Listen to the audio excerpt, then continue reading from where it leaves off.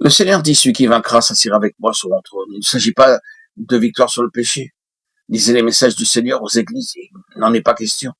Dans l'épître de Jean, nous avons deux appels à vaincre qui jettent une vive lumière sur Apocalypse 3:21. L'un exhorte à remporter la victoire sur le monde, l'autre la victoire sur Satan. Il n'est rien dit d'une victoire sur le péché, ce qui est évidemment déjà acquis. 1 Jean 3:9. Celui qui est né de Dieu ne pratique pas le péché, ayant en lui la semence de Dieu. C'est moralement impossible. Il peut tomber dans le péché et Dieu a pourvu la propitiation pour le péché. Jésus-Christ le juste, 1 Jean 2:1-2. Si quelqu'un a péché, nous avons un avocat auprès du Père. Le si montre qu'il ne peut y avoir d'habitude de péché pour celui qui est né de Dieu, mais accident. Le croyant n'a donc pas à passer son temps à combattre le péché s'il tient fermement sur le terrain de sa mort avec Christ. Il doit remporter la victoire sur le monde et Satan. Tout ce qui est né de Dieu est victorieux du monde. La victoire qui a vaincu le monde, c'est notre foi. 1 Jean 5:4. Qui est celui qui est victorieux du monde, sinon celui qui croit que Jésus est le Fils de Dieu? Satan, avec ses ruses, ne manque pas d'essayer de séduire l'enfant de Dieu. Il sait que vous ne remporterez pas la victoire sur le monde et sur les légions du mal.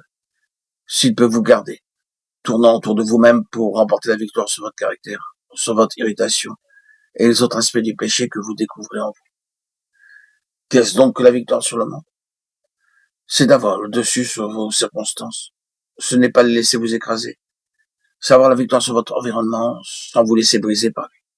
C'est avoir la victoire sur tout ce qui veut tirer en bas. Cette victoire sur le monde résulte de la foi, laquelle a saisi le Christ vivant, le Fils de Dieu.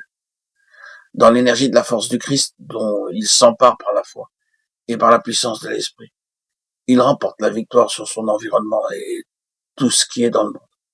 La convoitise de la chair, la convoitise des yeux, l'orgueil de la vie. 1 Jean 2:16. Il remporte la victoire sur la séduction du monde, sur sa fascination sur le monde spirituel et sur tout ce qui, dans le monde, s'oppose au Père, par la foi en la puissance de Christ. Il doit avoir la victoire sur ce qui l'oppose à Dieu, dans son foyer, la victoire sur l'atmosphère mondaine de son église, sur les conversations mondaines, les épreuves mondaines, oui, sur toutes choses qui appartiennent à ce présent siècle. Avez-vous la victoire sur toutes les choses qui vous environnent? La victoire par une foi inébranlable dans le Christ vivant. Je ne demande pas, est-ce que vous changez toutes choses dans votre entourage? Non, vous ne le pouvez pas. La victoire sur toute chose consiste en ceci. Qu'elle cesse d'affecter, d'atteindre l'esprit victorieux. Vaincre le monde, ce n'est plus avoir besoin de tuteurs, de soutien.